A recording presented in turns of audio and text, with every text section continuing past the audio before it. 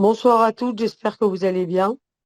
Nous avons le sroud Baruch Hashem de retrouver Madame Hana Cohen qui est coach sur le thème l'anxiété, opportunité ou fatalité. Voilà. Donc Hana, c'est à toi. Bonsoir Elodie, bonsoir à vous toutes. Tu m'entends? Vous m'entendez? Très Est-ce bien. que... Très bien, super, génial. Alors déjà, bonsoir à toutes et merci d'être toutes là ce soir. Merci Elodie pour ces possibilités de se retrouver, de se réunir comme ça régulièrement. Merci pour ce que tu nous offres. C'est important pour tous, pour moi, pour vous. Et c'est en plus de ça une journée tellement importante aujourd'hui, si particulière malheureusement, où on a vu des images très très fortes où notre sœur chérie a été enterrée avec ses enfants. Et on sait ce qu'elle a pu vivre en captivité. Donc pour chacune, c'est des émotions très très très fortes qui sont remontées.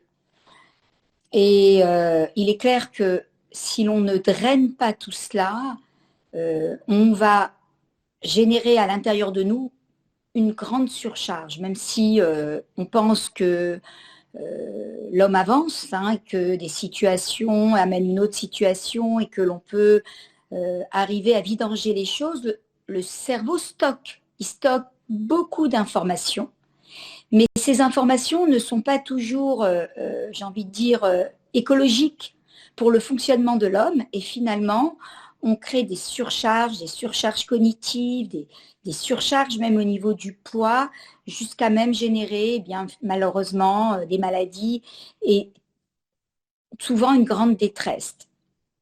Alors, c'est vrai que quand on regarde l'actualité, je ne suis pas très bonne en actualité, mais il est clair que cette guerre diabolique que le Hamas et que les terroristes ont voulu mettre en place, eh bien, en fait, c'est une guerre qui se joue à deux niveaux. Vous n'avez pas besoin de moi pour le savoir. Malheureusement, elle se joue au niveau physique.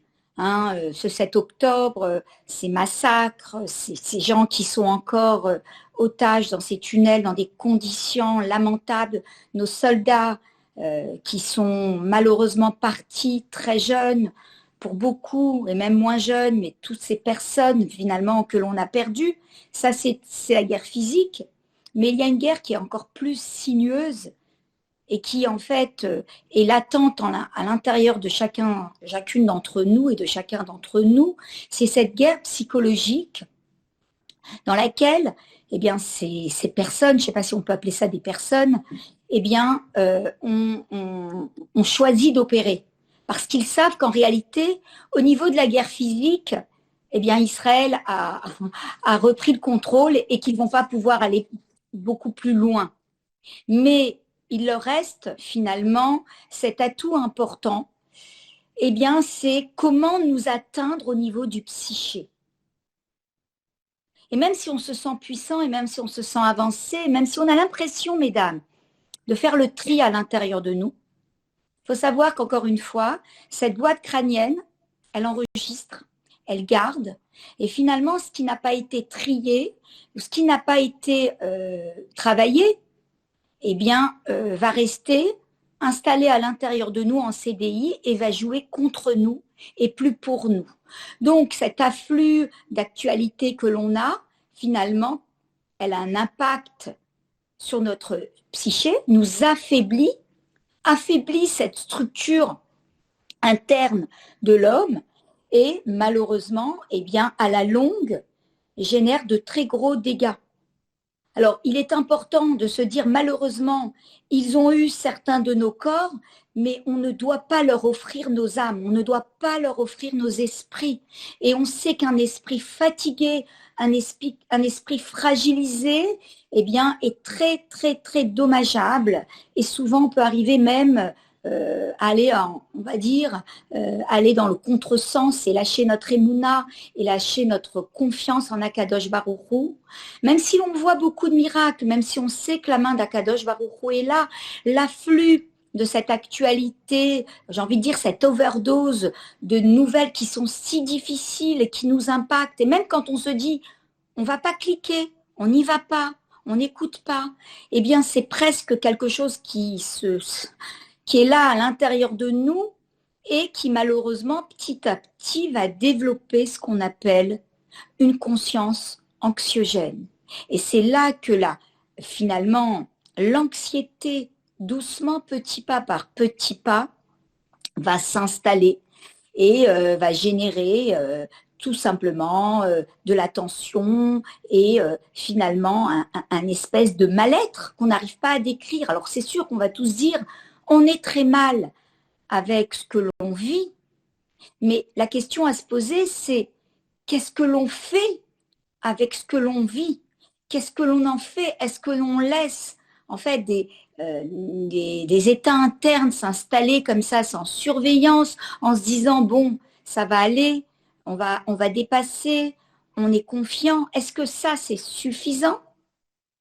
Ou est-ce que justement il va falloir reprendre le contrôle sur ces émotions, ces états émotionnels qui génèrent, je ne sais pas si vous le ressentez comme tel, une espèce de sentiment d'impuissance, une forme de lassitude, une perte de contrôle, on a l'impression de rien contrôler, qui génère chez nous un manque d'énergie, les sommeils sont pas récupérateurs, on a un sommeil qui est agité, de la tristesse, etc., etc. Donc, tout cela, en réalité, on va dire, ils le savent bien. Tout cela, eh bien, en fait, ils le veulent bien.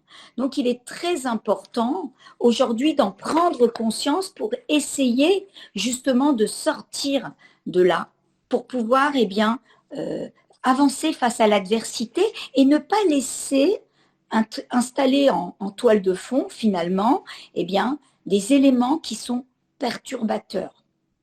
Alors, on va essayer de comprendre un petit peu comment tout cela s'opère à l'intérieur de chacun d'entre nous, chez vous, chez moi. On va regarder un petit peu de plus près parce que j'estime que lorsqu'on connaît, lorsqu'on comprend, on a davantage de maîtrise sur la chose que lorsqu'on est un petit peu en perte de vitesse sans savoir comment on va pouvoir s'aider. D'accord? Donc, il est clair que quand on a comme ça quand on est branché sur les informations, quand on parle eh bien, dans nos communautés, quand on est en contact avec, toute cette actualité qui est terrible, il est clair qu'il arrive à un moment où il n'y a plus dans notre esprit ce qui s'appelle une disponibilité d'esprit. En fait, on a l'impression d'être plein tout le temps. On a du mal à comprendre pourquoi, mais on est plein et c'est là, pardon, et c'est là que petit à petit s'installe une angoisse, des peurs qui dirigent notre vie, que vous le vouliez ou pas, même si on dit bah non, on va. Finalement, c'est eux qui sont les pilotes à bord. Et finalement, qu'on le veuille ou pas, consciemment ou inconsciemment, attention, c'est très, on va dire, très sournois. Jour après jour s'installe ce qu'on appelle, eh bien, cette fameuse conscience anxiogène. Alors, ok, tout ça, on l'a bien compris, mais maintenant, comment arriver à sortir de là? Et comme je vous l'ai dit tout à l'heure, qu'est-ce qu'on fait de ce que l'on sait pour continuer à avancer? Parce que on a un projet de vie, on a pour certains des familles, on a un projet divin qui est là et qui demande de nous eh bien, de l'énergie. On ne nous demande pas justement d'être complètement capoute, on nous demande d'avancer face à l'adversité et dépasser justement cette anxiété qui pourrait s'appeler un élément qui est naturel, normal. On ne peut pas vivre, on ne peut pas entendre des choses que l'on entend actuellement en jouant l'autruche hein, ou en essayant de ne pas voir. Donc, l'idée, c'est comment aujourd'hui, eh bien, on va réussir à dépasser cela, à ne pas justement générer des blocages intérieurs pour continuer à donner le meilleur de nous-mêmes et pour pouvoir continuer finalement à faire face à l'adversité et controverser justement cette guerre cette guerre psychologique dans laquelle on a envie de nous affaiblir. Mais justement, c'est là où il faut redoubler d'efforts pour pouvoir avancer. Donc, on a compris pourquoi c'est important d'en prendre conscience. Maintenant, comment on arrive à gérer cela d'une façon pratico-pratique? Alors, c'est quoi cette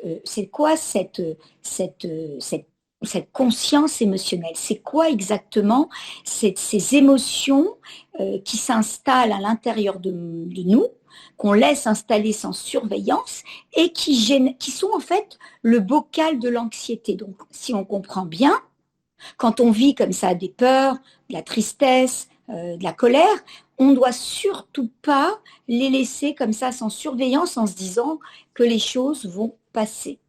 Alors, d'abord, c'est quoi une émotion? Une émotion, quand on dit une émotion, c'est une étiquette, c'est un nom que l'on donne à un ensemble de sensations. D'accord? C'est une étiquette, quand on parle d'émotion, c'est un nom que l'on va donner à l'ensemble des sensations. Donc, ces émotions sont toujours créées à partir d'un déclencheur externe. On a vu une image, on a entendu une information, et donc, elles vont générer à l'intérieur de moi, tout simplement, des ressentis, une sensation, des sensations. Alors, le but de l'émotion, c'est pas de nous embêter. Le but de l'émotion, c'est en fait un message pour nous demander de nous mettre en mouvement. On nous envoie un message, vous voyez, je le répète souvent, mais dans ce corps majestueux qu'Akadosh Baruch Hu a créé, il a mis tous les éléments pour pouvoir avancer, pour pouvoir grandir et pour pouvoir se protéger. Donc il a créé un chef-d'œuvre, c'est notre corps. Et dans ce corps, il a mis tous les éléments qui vont pouvoir lui permettre d'avancer dans toutes ses phases de vie, dans les bons moments, comme dans les moments plus compliqués. Maintenant, bien sûr qu'il va falloir apprendre à utiliser ces outils qu'il nous a remis à la naissance pour nous et plus contre nous. Ça, c'est très important. Parce que si je n'ai pas le mode d'emploi, les éléments, les atouts qu'il m'a remis, je ne vais pas pouvoir les utiliser pour moi et je vais les utiliser souvent contre moi. Donc, de ce que je comprends, de ce que j'essaye de vous expliquer, nos émotions sont là et elles ont un but précis. Elles sont là justement pour gérer toutes les informations extérieures que l'on reçoit, les événements extérieurs. Moi, je n'appellerais pas ça des informations, ce que l'on vit actuellement, c'est plutôt de la désinformation ou encore de la non-information ou de la surinformation, mais ce n'est pas de l'information. Mais enfin bref. Donc, l'idée, c'est d'arriver à gérer cette surcharge d'informations pour savoir garder ce que je dois garder, trier ce que je dois trier et surtout faire en sorte que ce soit pour moi un levier d'évolution. Ça, c'est très important de le comprendre parce que souvent, quand on regarde nos émotions et qu'on dit le mot émotion, dans notre esprit, elles n'ont pas une bonne presse. C'est souvent très enquiquinant de ressentir de la colère, encore plus enquiquinant d'avoir peur ou encore être triste. Donc, finalement, les émotions qui ne sont pas drivées, elles prennent une place importante. Elles ont une place importante, c'est vrai. Elles ont un rôle essentiel, mais souvent, elles ne sont pas prises comme on doit vouloir les prendre, comme on doit pouvoir les prendre, mais au contraire, elles sont prises comme, finalement, elles vont à l'encontre de notre système et ne nous permettent pas d'avancer face à l'adversité. Donc, sachez une chose, mesdames, c'est que tous nos ressentis, que ce soit nos peurs, que ce soit nos colères, que ce soit ces injustices, cette tristesse que l'on que l'on vit. C'est pas parce que je vais prendre un bon bain ou que je vais faire une heure de sport ou que je vais parfois, encore une fois, comme je l'ai dit tout à l'heure, jouer à l'autruche, que finalement, la situation ou le ressenti va partir. Non, pas du tout. Le cerveau, mesdames, n'oublie absolument rien. Il archive. Tout s'archive à l'intérieur de moi. Et finalement, touche mes 5 domaines de vie. Nous avons 5 domaines de vie. Le domaine personnel, le domaine de couple, le domaine familial, professionnel et relationnel.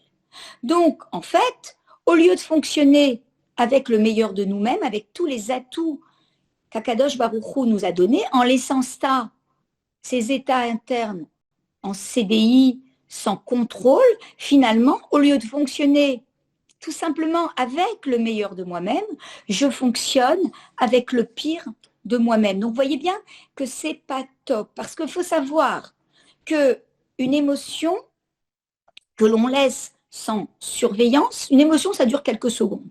On ressent de la colère avec ce qu'on entend, on sent une forme d'injustice, on a peur de ce qui va se passer, d'accord? Donc ça, c'est quelque chose, c'est un ressenti qui dure quelques secondes. Très bien. Si on laisse cela sans surveillance, eh bien, d'une émotion, ça devient un sentiment. Le sentiment, il dure déjà quelques heures à l'intérieur de nous. D'accord? Si je n'ai pas drivé ce sentiment, si je ne l'ai pas traité, si je n'ai pas traité l'information, puisque tout à l'heure, je vous ai dit qu'une émotion, c'était un moyen de me mettre en mouvement. C'est une façon de pouvoir me dire bouge, bouge, il y a des choses à faire. C'est une manière de pouvoir me sortir de mon quotidien pour pouvoir avancer. On verra tout à l'heure, en fait, le message de chacune de nos émotions. Eh bien, automatiquement, ça va durer quelques heures et ces quelques heures, en fait, on laisse s'installer en toile de fond quelque chose qui n'est pas, eh bien, très positif pour le corps. Pour le corps, pour l'âme, pour l'esprit, pour tout cela. Si je laisse tout cela encore sans surveillance, d'un sentiment, on passe déjà à un autre état, c'est finalement, on développe une humeur. Une humeur, c'est quelque chose qui peut durer quelques jours. Vous savez, des fois, on dit, bah, écoute, je ne suis pas d'humeur en ce moment. D'accord ? Ce sont en fait à la base des émotions qui se sont ignorées, qui sont devenues des sentiments, donc quelque chose qui est déjà plus, comme on dit ça, sentimental, un sentiment qui est lié au mental, donc quelque chose qui dure déjà quelques heures. Après, d'un sentiment, ça devient une humeur. Quand je laisse cette humeur sans surveillance et que finalement, je me laisse maîtriser, piloter par elle et je n'en fais rien, eh bien, ça devient un état d'âme. Hein, vous savez, c'est quelque chose, on a comme ça un état, on n'est pas très bien, hein, qui peut durer quelques mois, une mélancolie, on n'est pas bien, on est comme un petit peu dans une forme de détresse et on n'est pas très bien. Et si je laisse cet état d'âme sans surveillance, eh bien tout simplement, ça devient une personnalité, ma personnalité. La personnalité, c'est quelque chose qui s'inscrit dans nos gènes finalement et qui devient finalement une grosse part de moi. Donc vous comprenez bien, mesdames, que sur nos émotions, on a beaucoup plus à faire que ce que l'on imagine. Et lorsqu'on vit, comme actuellement, des situations compliquées, on ne peut pas dire que nos états internes vont se rétablir d'eux-mêmes. On est obligé d'opérer sur nos émotions pour les utiliser pour nous et plus contre nous. Parce qu'en partant du postulat que tout ce qu'Akadosh Baruch Hu a mis à l'intérieur de moi est là pour m'aider à avancer, et ça dans n'importe quelle situation. C'est sûr que c'est pas sympathique d'être en colère, mais ça m'invite toujours à faire un choix intelligent. C'est pour ça qu'on parle, quand on parle d'émotion, on parle toujours d'intelligence émotionnelle. Ça m'invite à faire des choix intelligents. Donc, nous avons en fait 4 émotions majeures. On les connaît, il y a la patronne des émotions, c'est la peur, c'est celle qui dirige les autres émotions. c'est la patronne. Il y a la colère, la tristesse et la joie. La joie, c'est la plus sympathique, d'accord? Alors, j'ai envie de dire, heureusement que l'on a ces émotions. Vous allez me dire, ah bon, c'est pas toujours sympathique. Et oui, heureusement. Parce qu'en fait, nous sommes des êtres de raison et d'émotion. Notre esprit est divisé en deux. On a cet esprit rationnel, hein, qui me permet de pouvoir pondérer, qui me permet de réfléchir, qui me permet de rationaliser les choses. Et on a aussi l'esprit émotionnel. On a l'esprit, tout simplement, on est des êtres d'émotion et de raison. Et l'émotion est très importante, c'est cet esprit qui ressent et qui me permet justement d'ajouter à la raison quelque chose d'encore plus puissant. On ne peut pas réussir qu'en étant basé que sur la raison et on ne peut pas non plus avancer en étant basé que sur l'émotion. On peut très bien dire, Rana, comme j'entends souvent, je ressens les choses, très bien, mais tu es obligé de pouvoir mixer avec on va dire, ta rationalité, tout ce qui tourne autour de la raison pour pouvoir canaliser ton émotion. Parce que si tu restes sur ton émotion, tu ne peux pas avancer. Donc, derrière chacune des émotions de base, après vous avez des déclinaisons d'émotions, mais les 4, c'est la peur, la colère, la tristesse et la plus sympathique, la joie. Derrière chacune des émotions se cache un message tout simplement puissant, un message exceptionnel qui va nous aider tout simplement à grandir et à avancer du mieux que l'on peut dans chacune des situations. Et s'en priver, non seulement, ce serait pas intéressant, parce qu'elles ne sont pas là pour justement, qu'on les mette de côté, elles sont là pour qu'on puisse les utiliser et que ça devienne un outil tout simplement d'évolution dans notre vie. Et je répète, c'est pour ça qu'on parle d'intelligence émotionnelle, parce que quelqu'un qui arrive justement à comprendre le message de son émotion devient intelligent ou pose des actions ou des attitudes qui deviennent tout simplement intelligents. J'aimerais aussi revenir sur un point important quand je parlais tout à l'heure de cette surcharge d'informations, de cette fatigue informationnelle. Il faut savoir qu'aujourd'hui, et j'attire votre attention, vous devez le savoir aussi, les psychiatres, les neuropsychiatres sont vraiment, vraiment en alerte face à la santé mentale de nos jeunes, de nos enfants. Il y a beaucoup, beaucoup d'actes de désespoir qui sont là. Pourquoi? Parce que ces jeunes adultes, ces adultes en construction, ont des repères qui sont fragiles et qui, en fait, qui les fait vaciller. Ils ont une construction très fragile, ils ne sont pas encore complètement formés. Vous savez que jusqu'à l'âge de 18 ans, le cortex préfrontal, c'est-à-dire le cerveau pensant, n'est pas complètement formé. Le jeune adulte, encore, on va dire ça comme ça, l'enfant et le jeune adulte, il est enfui dans son cerveau émotionnel parce que son cerveau qui réfléchit, le cerveau analytique n'est pas encore mûr. Donc cet enfant, tout simplement, c'est une éponge émotionnelle, il écoute, il est autour de tout cet afflux d'informations, il entend la radio, il entend certaines fois la télévision, il entend ses parents en parler, et finalement, il est là, et en silence, il encode toutes ces informations sans avoir la capacité de trier. Pourquoi? Il n'a pas ce cerveau analytique qu'aurait un adulte, tout simplement.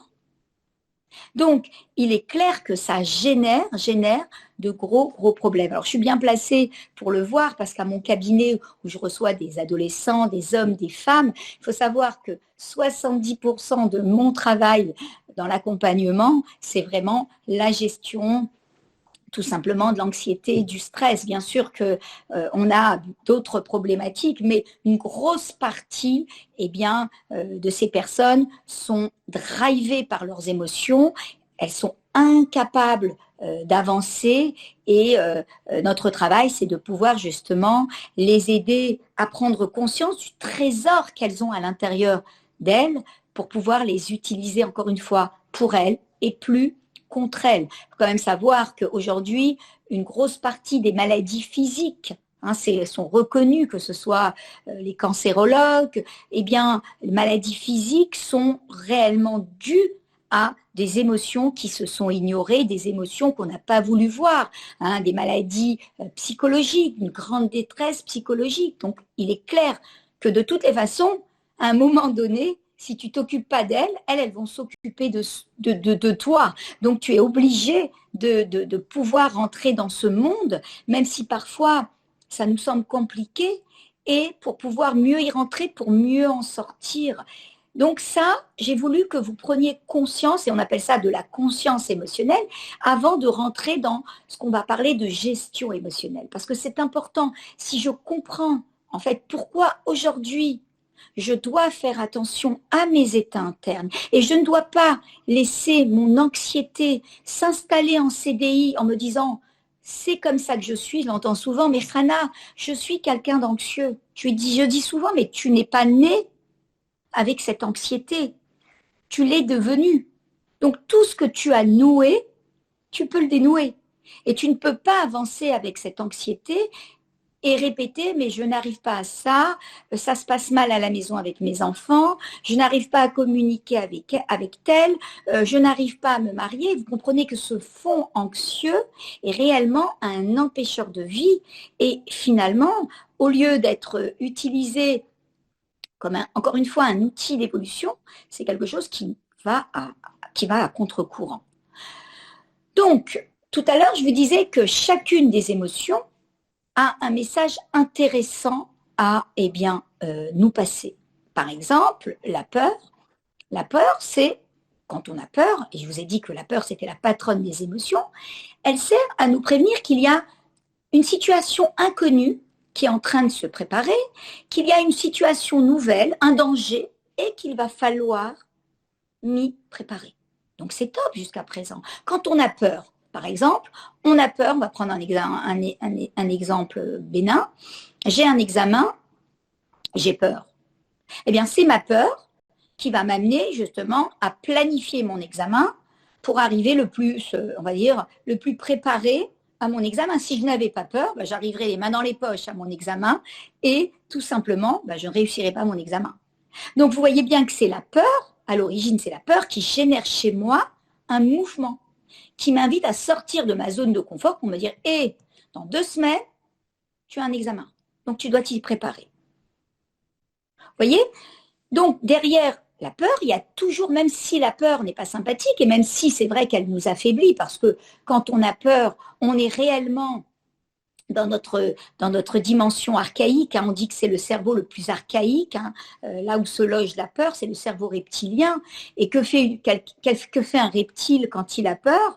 Eh bien, tout simplement, ou il attaque quand vous vous approchez de lui, ou alors quand vous vous approchez de lui, il se fige, ou alors il vous fuit.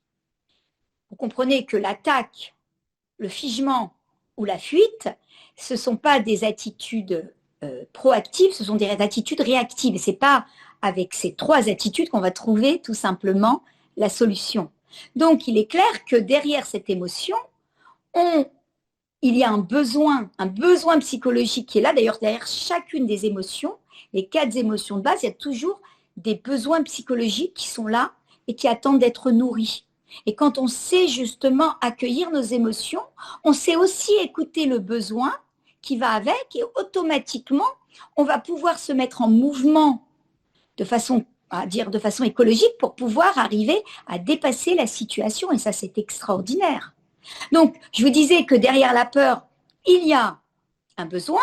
Ce besoin, c'est quoi? Quand je vous dis qu'il y a un danger, une nouvelle situation, c'est tout simplement de se sentir en sécurité, de pouvoir se protéger, tout simplement. C'est comment moi je peux me protéger. Par exemple, j'ai peur de tout ce qui se passe, j'entends trop d'informations, je suis très focus sur mon téléphone et sur les réseaux pour savoir ce qui se passe, d'accord? Donc, ça génère chez moi des peurs.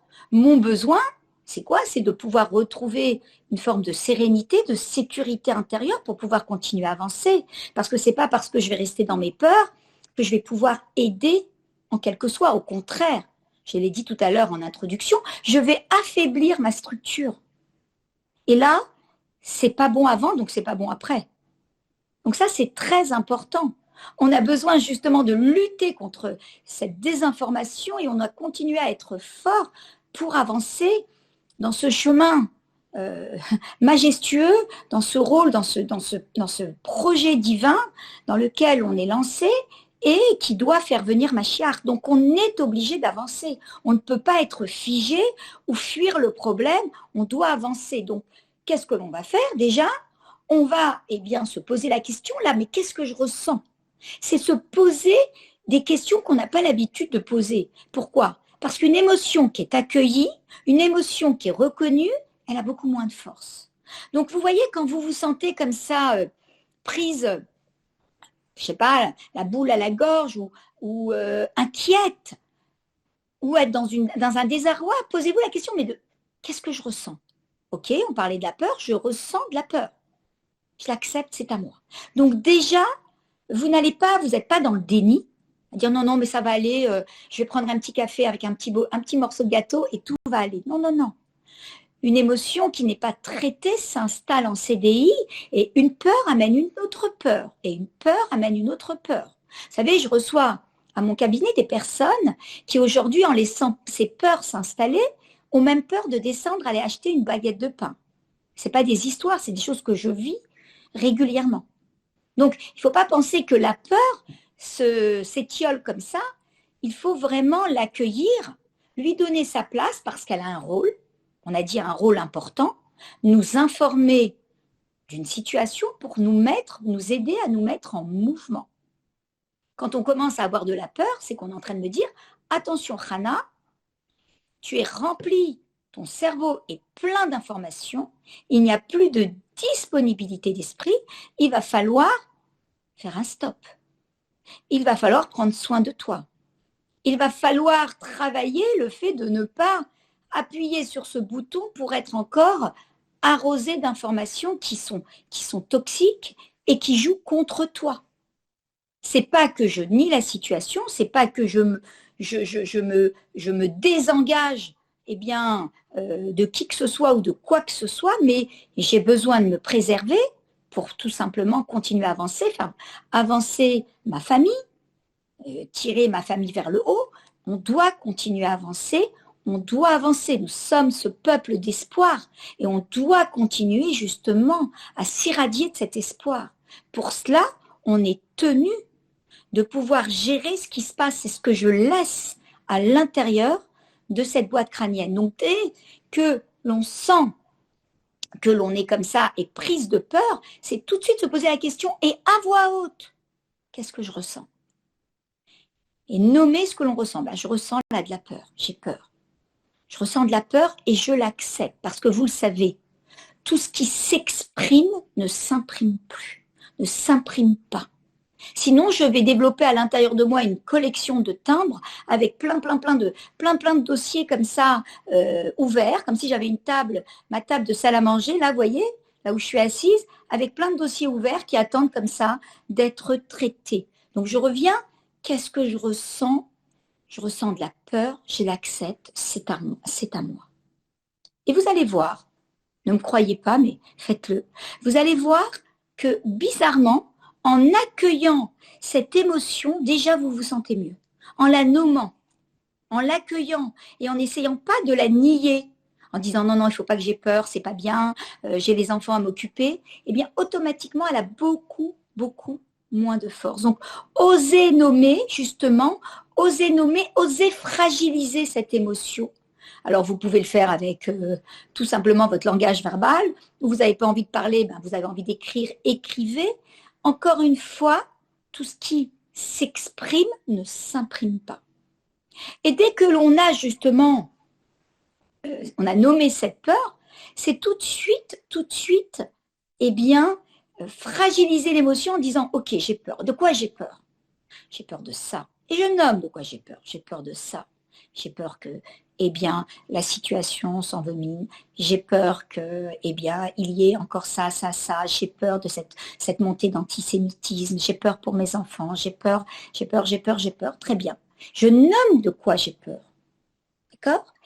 Et tout de suite de dire, ok, si tout ça se réalisait, est-ce que je suis vraiment en danger de vie ou de mort? C'est vrai que c'est grave, mais est-ce que je vais mourir? Parce que dans ma tête, la peur est associée à une notion de vie ou de mort, à une notion de danger. C'est comme ça. Le cerveau a associé à la peur, à cette émotion, à cette patronne, eh bien, cette notion de tout simplement de vie ou de mort. Donc quand je, en fait, dépassionne le sujet en disant, bon, il peut se passer ça, ça, ça, est-ce que je vais survivre? Ben oui, je vais survivre, ça va être dur. Est-ce que je vais mourir? Non, je ne vais pas mourir. Donc automatiquement déjà, là, vous êtes en train de faire fondre en fait, de la neige au soleil. L'émotion n'a plus du tout de force, elle n'a plus sa raison d'être. Parce qu'en fait, si vous laissez l'émotion comme ça, c'est comme si vous avez un éléphant devant vous, ben, c'est impossible de voir autre chose. Et il faut penser justement que cette émotion, même si elle vous semble eh bien, partir d'elle-même, rien ne part tout seul, tout s'installe et tout reste comme ça, tout simplement en CDI, en toile de fond, et génère de l'anxiété, une conscience anxiogène qui joue contre nous. Donc, il faut savoir que, à part le fait que d'une façon générale, on a trois grosses peurs, hein, la peur de la mort, ça tout le monde l'a, la peur d'être rejeté et la peur de l'échec. C'est sûr que ces trois peurs qui sont très présentes chez l'homme, eh bien, ce sont des peurs qu'il faut travailler dans les différents sujets. On n'a pas le droit de laisser des peurs sans surveillance parce qu'une peur amène une autre peur et une autre peur et une autre peur. Donc, c'est important d'en prendre conscience, de les nommer, de mettre devant ce qu'il y a dedans. D'accord? De mettre devant, en nommant l'émotion, je ressens ça, c'est à moi. Je ressens cette peur, c'est à moi. Je l'accepte. Je resterai plus sur la peur aujourd'hui, même si je vais dire un petit mot sur la colère et la tristesse, parce que c'est vraiment, la peur, c'est réellement la patronne de toutes les émotions. Et c'est pour ça que lorsque l'on sent comme ça, eh bien, que l'on est pleine d'informations, on est pleine d'un mouvement extérieur, intérieur, à l'intérieur de nous, qui est là et qui génère à l'intérieur de nous une anxiété, il est très important de reconsidérer l'information, de la relativiser. Alors attention, je ne suis pas en train de minimiser ce qui se passe ou dire qu'on peut arriver à minimiser certaines choses, mais j'estime qu'en réalité, tout ce que l'on vit, eh bien, peut être compliqué, mais on a le choix tout simplement de donner notre conclusion. J'ai envie de dire que on ne peut pas choisir ce que l'on vit, mais on a le choix de clôturer ou de donner la conclusion qui nous convient à chacune des situations. Donc, c'est clair que même si la situation est très compliquée, beaucoup de personnes ont vécu des choses extrêmement compliquées, de près ou de loin. Revenons à peine 70 ans.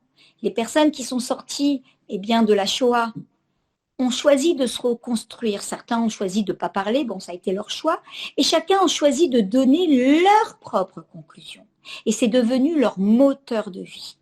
Donc quand je dis on ne peut pas choisir ce que l'on vit, ça c'est vrai. Mais on a le choix de décider, de donner la conclusion aux situations qui nous conviennent, qui nous tirent vers le haut et qui ne nous tirent pas, au contraire, vers le bas. Et c'est très important d'apprendre à relativiser dans nos mots ce que l'on vit. Je suis en train de vous répéter qu'il ne s'agit pas de banaliser les choses en disant non, il ne se passe rien, mais pas du tout. On vous demande d'être dans une conscience, mais on vous demande aussi de faire attention à vos états internes, ce que vous laissez à l'intérieur de vous. Et arriver à choisir de clôturer un dossier avec une conclusion à haut niveau, ça, mesdames, ça m'appartient. La situation ne m'appartient pas, mais clôturer le dossier à haut niveau, ça, c'est à moi. Tout simplement. Donc, quand je dis relativiser, c'est-à-dire choisir les mots, parce qu'on sait très bien que le langage est à l'origine de nos états internes. Il faut savoir qu'une grosse partie de nos états internes, en fait, sont créés, eh bien, au travers des mots que j'utilise. Quand on a des mots, c'est jamais comme ça, c'est toujours comme ça ne changera pas. Des mots comme ça, on va dire un langage qui est un langage extrême, une forme de surgénéralisation, ça génère des états internes qui sont vraiment pas top. Donc on doit choisir les mots qu'on veut utiliser, choisir la conclusion que l'on veut mettre à chacune des situations, choisir même le titre du chapitre, mais c'est moi, ça m'appartient.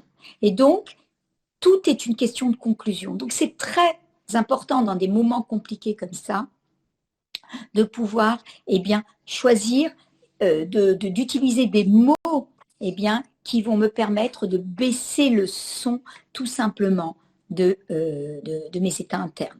Ça peut être aussi, tiens, j'ai envie pendant 2 jours de faire un stop sur l'information, j'ai envie de me recentrer sur moi, avoir des moments de pause pour pouvoir canaliser mon énergie, eh bien, vers des sujets qui sont importants pour moi. Rappelez-vous, vous avez ça d'énergie. D'accord ? Si je mets tout d'un côté, j'ai plus d'énergie pour le reste. C'est logique. Donc, c'est moi qui choisis combien j'ai envie de mettre d'énergie dans ça, d'énergie dans cela, d'énergie dans cela. Et bien être maître à bord pour ne pas tout mettre dans un même panier, parce qu'après, on n'a plus la patience avec nos enfants, on n'a même plus la patience de vivre des moments importants comme Shabbat, on n'a plus la patience tout simplement de pouvoir être à l'écoute de l'autre. Donc tout cela est mangé tout simplement parce qu'on n'a pas su tout simplement dispatcher notre capital d'énergie. Rappelez-vous toujours que vous avez un capital d'énergie et c'est vous qui choisissez de mettre tant ici et tant ici. Apprenez, eh bien, ou apprenons une hygiène de vie qui est vraiment très, très, très important et qui est le meilleur régulateur naturel des peurs, c'est la respiration. Apprenons à respirer. Vous savez que les études montrent que peu de gens, eh bien, savent respirer. Et toutes ces personnes qui sont anxieuses ont toutes un point commun. Elles ne savent pas respirer. Ou elles respirent trop vite, ou elles respirent trop doucement. La respiration, c'est réellement ce qui me permet, non seulement au niveau de ma santé, la bonne circulation sanguine, etc., mais c'est aussi ce qui me permet justement de prendre la bonne distance avec les situations pour ne pas, c'est pas qu'encore une fois, me mettre dans une forme de déni, non, mais savoir, eh bien, m'extraire pour continuer à avancer et pour pouvoir, eh bien, tout simplement ne pas, eh bien, malheureusement monter dans les tours et pas savoir souvent y redescendre. Donc, c'est très important d'apprendre à respirer. Vous avez beaucoup d'outils, eh bien, sur Internet, apprendre à respirer selon une boule pour que vous puissiez justement lâcher ce que vous avez besoin de lâcher et inspirer tout simplement des bonnes émotions et de bonnes sensations pour pouvoir, encore une fois, continuer dans votre journée à avancer. J'ai envie de dire que ce qui génère aussi beaucoup tout simplement ces états internes et l'anxiété, c'est notre entourage. Il faut savoir à un moment donné s'entourer de personnes positives. Et ça, c'est très important. Il faut savoir que on est quand même la somme des 5 personnes que l'on fréquente le plus.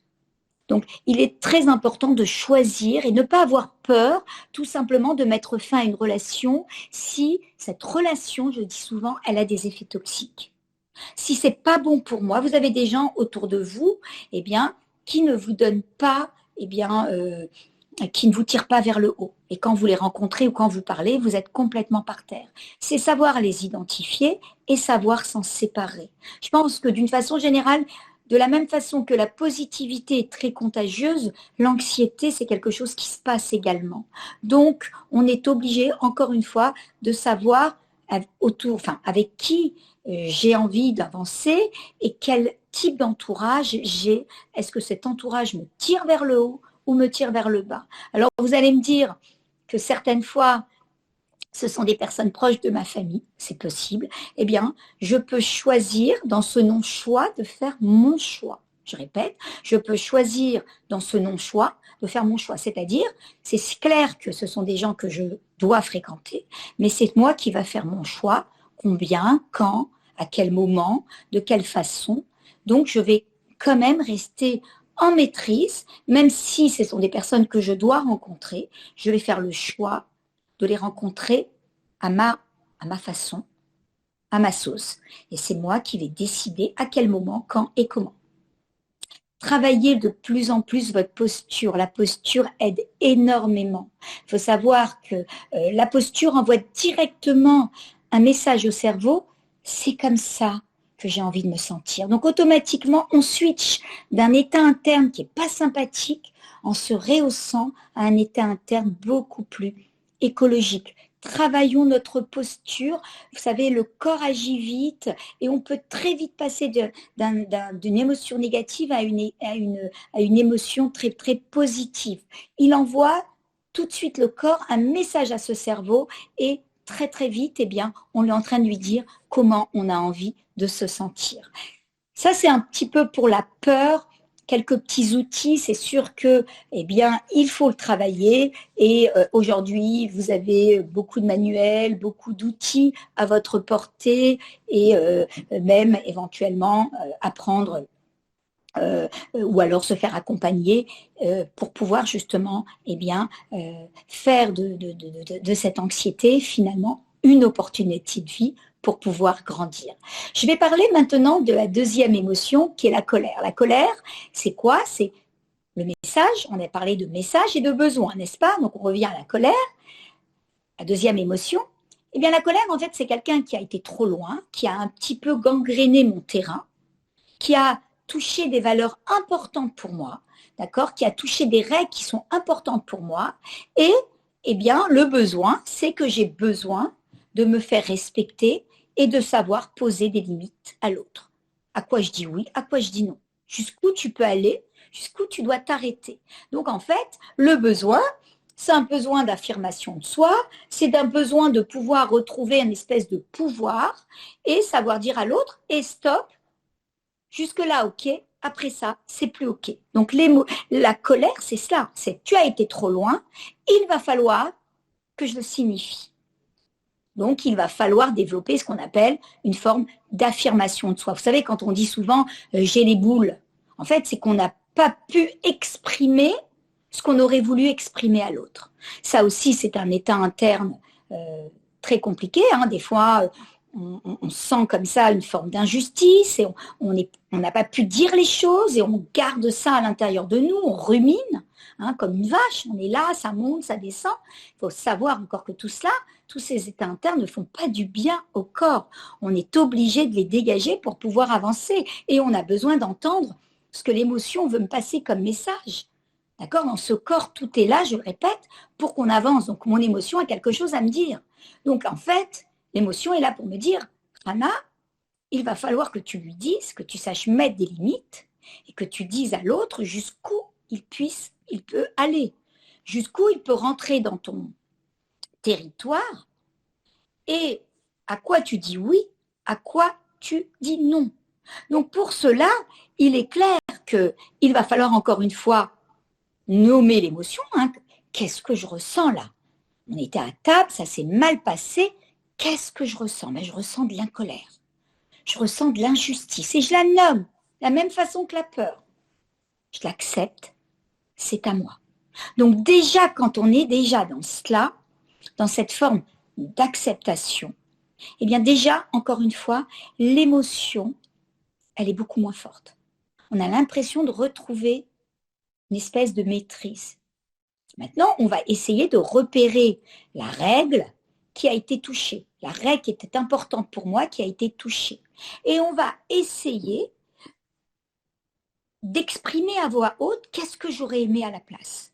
Qu'est-ce que j'aurais aimé à la place et comment je peux aujourd'hui, de façon intelligente, revenir pour pouvoir dire à l'autre ce que j'ai besoin de lui dire. Parce qu'on sait très bien que si j'avais essayé de lui dire au moment de la colère, eh bien il est clair qu'il n'y a rien d'intéressant qui en serait sorti.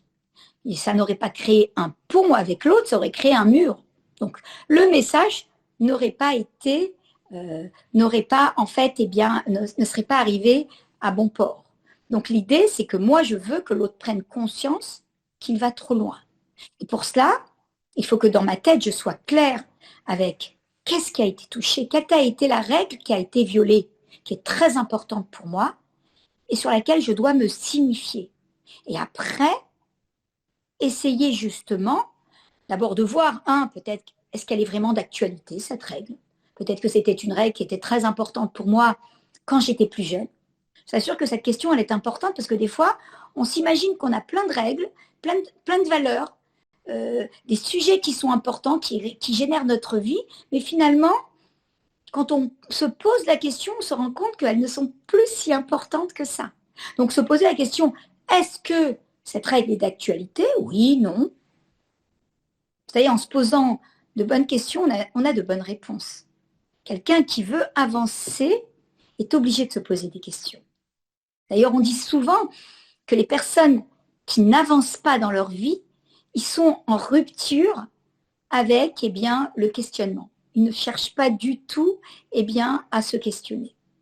Donc, on est obligé de se questionner pour susciter à l'intérieur de nous et chercher les réponses.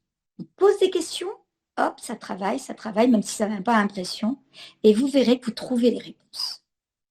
Donc, est-ce qu'elle est d'actualité, cette règle? Et, ok, si oui, comment je vais pouvoir passer mon message? Et en préparant en amont comment je vais pouvoir passer mon message, quand je vais pouvoir me dire qu'est-ce que je veux obtenir en lui passant ce message, en ayant bien ça en toile de fond devant moi, automatiquement, mon message sera beaucoup plus crédible. Je ne parlerai pas sous la voie de l'émotion. Ça sera beaucoup plus posé et j'ai beaucoup plus de chances de passer un message audible et que finalement avoir gain de cause et que la situation puisse être médiable, tout simplement. On va parler maintenant de la troisième émotion, la tristesse, qui elle aussi, c'est une émotion qui peut être très présente dans nos vies. C'est finalement se préparer à une nouvelle situation, s'adapter à un changement. Malheureusement, c'est avancer dans la vie sans telle opportunité. Par exemple, je suis triste parce que je pensais avoir ce job et finalement, il m'est passé à côté et donc quelque part, je vais ressentir de la tristesse. Donc, c'est de dire que, bon, je vais devoir avancer. Il y aura un autre jour, mais je vais devoir avancer. Moi qui m'étais mis à rêvasser et me voir dans cette activité professionnelle, je n'aurais plus cette opportunité. Donc, c'est faire le deuil, tout simplement, de cette opportunité. C'est peut se voir aussi, certaines fois, la tristesse, c'est faire le deuil de certaines, malheureusement, personnes qui ont été très importantes dans notre vie et de se dire qu'il va falloir prendre le train de la vie pour continuer à avancer,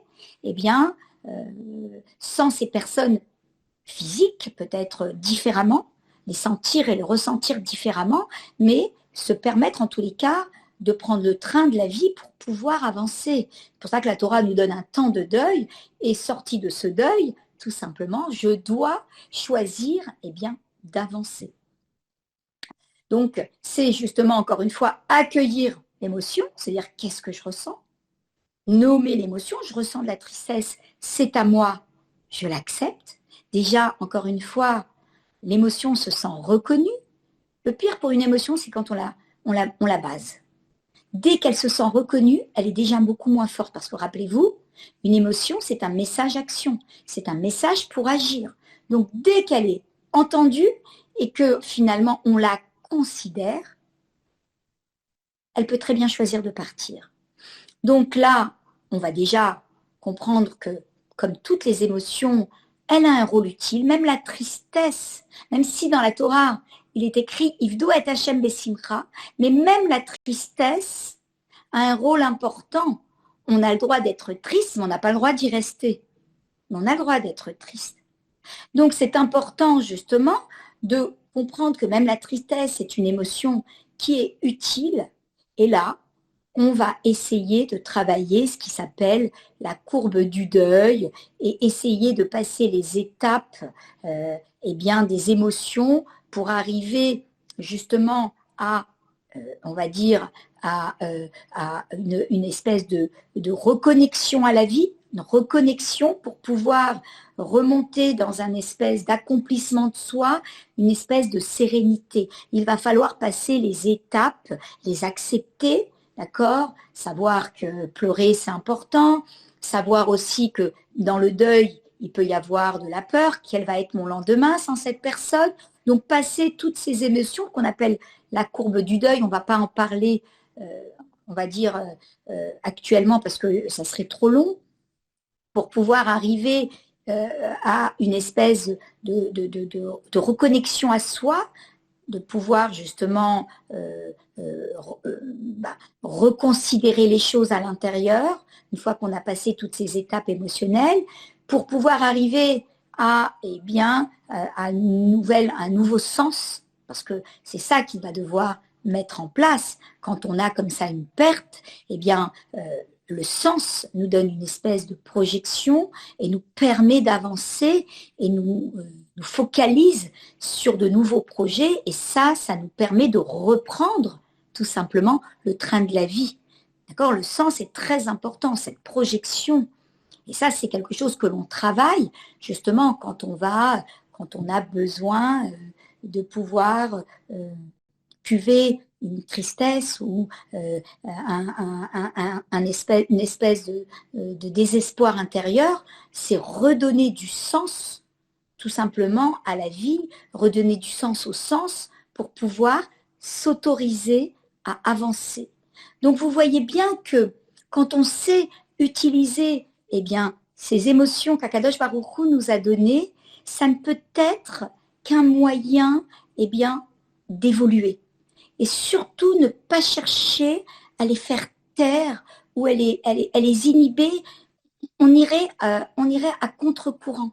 Au contraire, on les rendrait encore plus fortes et plus puissantes à l'intérieur de nous. Et à la limite, eh bien, on n'arriverait pas du tout à s'en sortir. Mon intention ce soir, en tous les cas, j'ai voulu parler de tout cela pour vous faire prendre conscience qu'on a beaucoup plus de pouvoir que ce que l'on imagine sur nos états internes. Et que tout ce que l'on vit actuellement, c'est quelque chose que l'on doit drainer. C'est pas quelque chose qui s'en va de lui-même. C'est pas parce que je vais partir en vacances, eh bien que pour me changer les idées, que tout ça va sortir de moi. Je vais être bien en vacances, peut-être, et encore, je ne sais pas. Je vais revenir, tout va revenir. Et je vais laisser une anxiété comme ça en toile de fond qui peut générer par la suite quelque chose de plus important, un burn-out, etc. Donc on n'a pas le droit de laisser tout cela sans surveillance. Et on a la possibilité de développer une beaucoup plus grande maîtrise que ce que l'on imagine sur nous. J'aimerais terminer par une phrase qui me tient à cœur, et après peut-être vous laisser la parole si vous avez des questions avec grand plaisir.